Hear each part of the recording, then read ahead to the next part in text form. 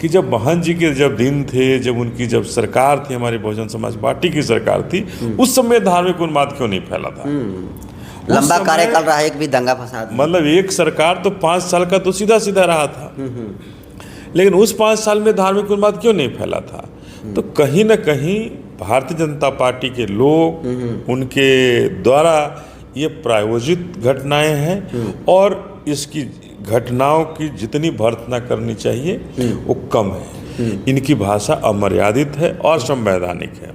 ये किसी को चेतने के लिए, क्या अपने घर और परिवार को चेताइए ना, ये किसी धर्म को क्यों चेता रहे हैं? ये धर्म को चेता करके उसके अंदर एक आक्रोश भर रहे हैं, एक किसी दूसरे धर्म के प्रति ये उन्माद फैला रहे हैं। तो ये कहीं ना कहीं इन नेताओं पर निश्चित रूप से कार्रवाई होनी चाहिए।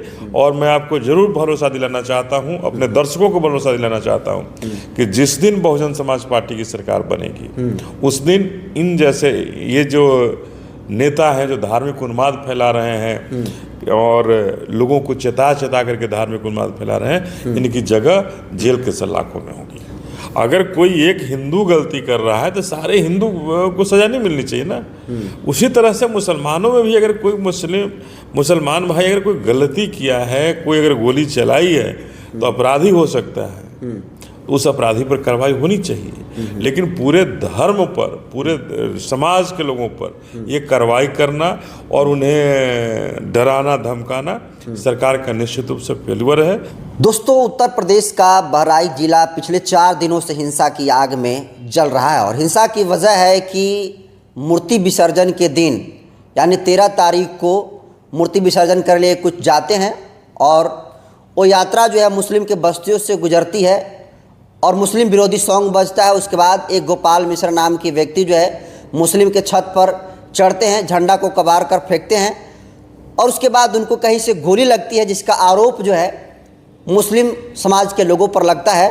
और पूरा हिंदू जो समाज है वहाँ का मुस्लिम के घरों पर जाता है और तोड़फोड़ करता है, आगजनी करता है, और फिलहाल वहाँ पर माहौल जो है तनाव का है। इस मुद्दे को लेकर बहुजन समाज पार्टी की सुप्रीमो बहन कुमारी मायावती ने भी जो है ट्वीट करके जो है शासन प्रशासन पर सवाल उठाने का काम किया है। इस मुद्दे को लेकर अभी हम पहुँचे हुए हैं बिहार के राजधानी पटना में। हमारे साथ बातचीत करने के लिए अनिल चौधरी जी हैं, जो कि बहुजन समाज पार्टी के प्रदेश प्रभारी हैं। पहले तो स्वागत है सर। धन्यवाद आपको और आपके दर्शकों को। सर, जो कोई भी घटना होती है आमतौर पर उसे आरोपी मुसलमान को ही बनाया जाता है, खासकर वो धर्म का अगर मामला हो तो बहराइच में जिस तरीके से घटना हुआ है, मुस्लिमों को कहा जा रहा है कि मुस्लिम ने जानबूझकर ये किया, तो आप इसको कैसे देख रहे हैं? देखिए, हम इसको चुनाव से देख रहे हैं कि जब ये उपचुनाव आया है तो इस उपचुनाव के ठीक पहले ये हिंदू और मुस्लिम का दंगे का रूप उत्तर प्रदेश में देना, ये वहाँ की आम धारणा बनी हुई है। यहाँ जो सरकारें जो यूपी में जो उत्तर प्रदेश में जो बन रही हैं, ये कहीं ना कहीं ये धार्मिक उन्माद की बदौलत तो सरकारें बन रही हैं, और उसी के जड़ में जाकर के इसको भी देखना होगा कि जिस दिन उपचुनाव की घोषणा होती है एक दिन, उसी दिन शाम को ये इस तरह का, क्या ये प्रायोजित नहीं है? क्या ये दंगे प्रायोजित नहीं है? सरकार के द्वारा प्रायोजित है, राज्य सरकार के द्वारा प्रायोजित हो, या कुछ भारतीय जनता पार्टी के लोगों द्वारा ये प्रायोजित घटनाएं हैं, और बिल्कुल हिंदू और मुस्लिम का नाम दे करके हमारे लोगों को भड़काया जा रहा है। ये कहीं भी किसी हिंदू और मुस्लिम के बीच में ये नहीं हुआ था, किसी व्यक्ति विशेष में हुई होगी, जिसको हिंदू और मुस्लिम करके इसको बढ़ाया गया, और बढ़ा करके उस पर पेट्रोल डालने का काम भारतीय जनता पार्टी की सरकार ने। लेकिन सवाल ये है कि आखिर जो मूर्ति विसर्जन का था सर, वो जो मुसलमानों की बस्ती थी उसमें ले जाने की क्या ज़रूरत थी, और मुस्लिम विरोधी जो सॉन्ग है उसे बजाने की क्या ज़रूरत थी? देखिए, हमारा तो यही कहना है ना कि ये परमिशन वहाँ के प्रशासन ने कैसे दिया।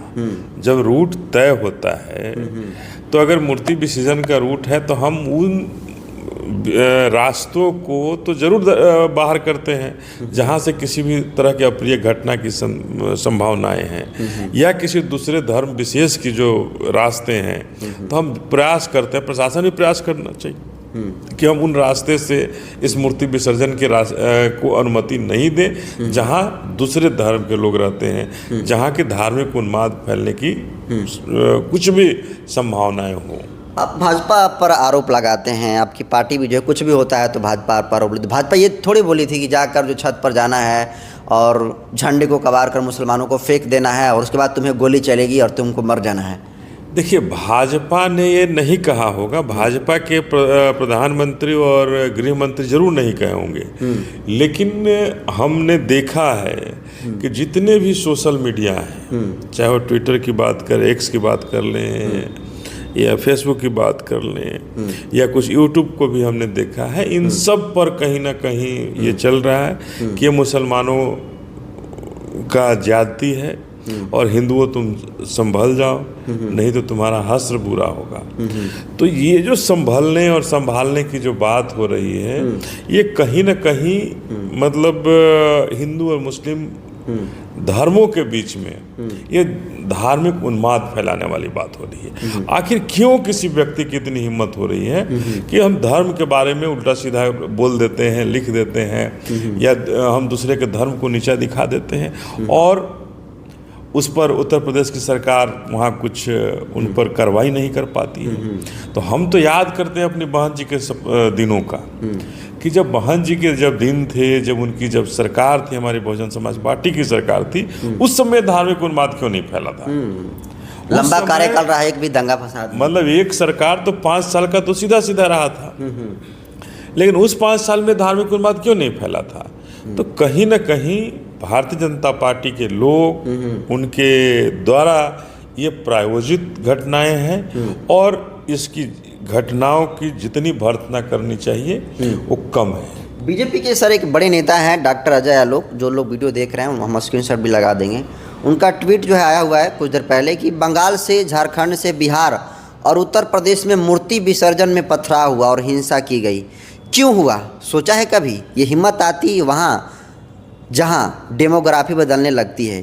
चेत जाओ हिंदुओं, नहीं तो लेट जाओ, रौंद देंगे ये लोग अगर कमज़ोर पड़े हम। ये चेतने की बात कह रहे हैं हिंदुओं को।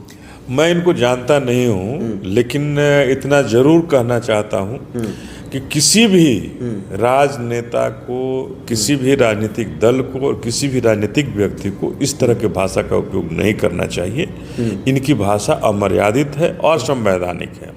ये किसी को चेतने के लिए, क्या अपने घर और परिवार को चेताइए ना, ये किसी धर्म को क्यों चेता रहे हैं? ये धर्म को चेता करके उसके अंदर एक आक्रोश भर रहे हैं, एक किसी दूसरे धर्म के प्रति ये उन्माद फैला रहे हैं। तो ये कहीं ना कहीं इन नेताओं पर निश्चित रूप से कार्रवाई होनी चाहिए। और मैं आपको जरूर भरोसा दिलाना चाहता हूं, अपने दर्शकों को भरोसा दिलाना चाहता हूं कि जिस दिन बहुजन समाज पार्टी की सरकार बनेगी, उस दिन इन जैसे ये जो नेता हैं जो धार्मिक उन्माद फैला रहे हैं और लोगों को चेता करके धार्मिक उन्माद फैला रहे हैं, इनकी जगह जेल के सलाखों में होगी। वहाँ पर सर सारे मुस्लिम परिवार के जो जेंट्स हैं फरार हैं, कई जो है सैकड़ों ऐसे घर हैं जहाँ पर ताले लगे हुए हैं।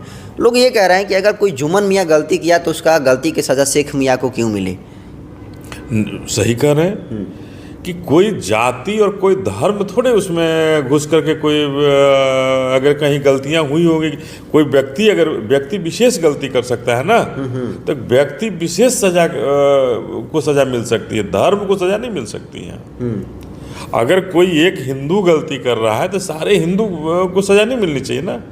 उसी तरह से मुसलमानों में भी अगर कोई मुसलमान भाई अगर कोई गलती किया है, कोई अगर गोली चलाई है तो अपराधी हो सकता है, उस अपराधी पर कार्रवाई होनी चाहिए। लेकिन पूरे धर्म पर, पूरे समाज के लोगों पर ये कार्रवाई करना और उन्हें डराना धमकाना सरकार का निश्चित रूप से फेल्यूर है और यहाँ जोगी सरकार निश्चित रूप से फेल हुई है।